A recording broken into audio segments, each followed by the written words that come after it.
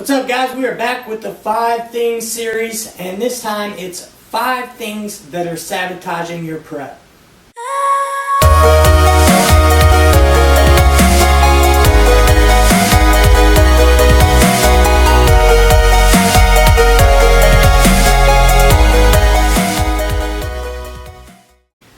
Number 1, you are not setting yourself up to prep.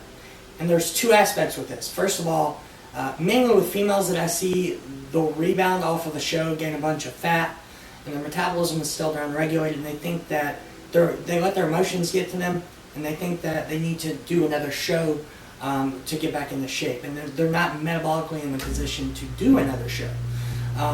Also, you have to contextualize where you should be personally in the off season.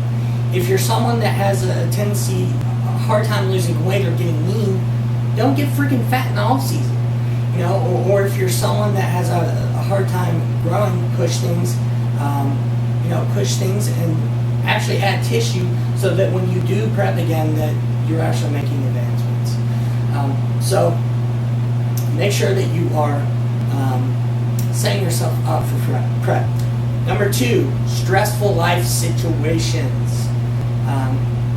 Whether that's you have issues with your baby mom at home, whether it's job issues, whatever that entails, I have not seen someone make optimal progress, both from a standpoint of lipolysis, actually losing fat, or having a good physique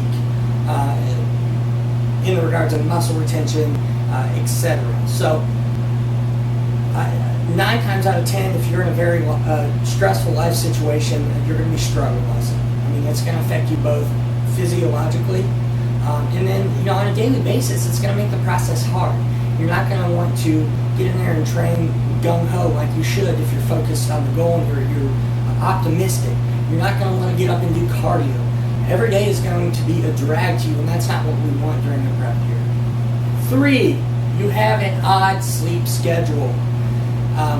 I've worked with a lot of people. This is very common with nurses or people that have swing shift, factory workers, stuff like that. But there's 2 issues with this. First, from a coaching standpoint, if you're working with a coach and you're working with someone that's very in tune with biofeedback and listening to how your body's responding and adjusting off that, the issue is we're going to be getting constantly fluctuating biofeedback from you, and we're going to be getting constantly fluctuating weights. Your weight's not going to be precise.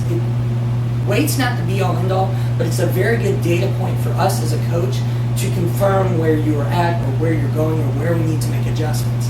So it's going to make our job hard. And then second of all, it goes back to the process. You're not going to be mentally giving the process 100%. There's a reason that we wake up and we're awake during the day and we sleep at night. That's how our physiology operates. That's how our patterns are. Mentally, it's going to throw you off, and from a physiological standpoint, every single time things have not been optimal that I've observed. So I know that's something that a lot of you can't control, but it's something you need to consider before you get into prep. If you can switch shifts, do so. Trust me. 4, kind of getting into the mental side of things. You are prepping for other people, and you're not prepping for yourself. You're prepping for the affirmation of the judges, the people that like your shit on Instagram and Facebook, those daily ticks and hits. And it's very easy nowadays to get caught up in that. It's very, very easy. Even myself, before I've taken a break from Instagram, I went into a diet recently, and I was thinking about prepping. And I didn't announce anything because I wanted to get back to doing it for myself and not posting things to get affirmation. It's very easy. We are beings of wanting affirmation. We want that. But if that's solely while we are prepping, that's very transient. That's very short-lived. And it's not going to be the motivation that you need to get up and do your shit on a daily basis. And beyond that, enjoy doing it. Focus. This can be a very rewarding process, both physically and mentally. Focus on that. Focus on doing it for you rather than the affirmation of others. survive. From a physical standpoint, changing your training. And I see this so many times when I take people from off-season into prep. They ask me, well, isn't our training supposed to change? Are you going to give me a new program, a different program, a different approach? And no. I mean, what built your tissue is going to keep it around.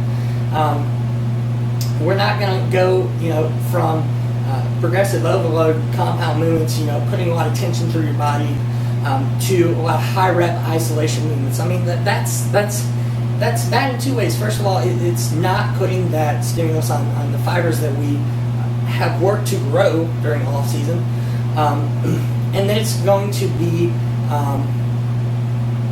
the adaptation process could potentially lead to more catabolism, more muscle breakdown.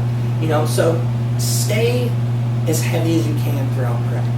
Stay with what worked, what built the muscle, and I can promise you that you'll retain more going into the show. So, anyways, guys, I hope those 5 tips helped you today to evaluate, before you start a prep and going into a prep. So, stay tuned for the next episode. Chill.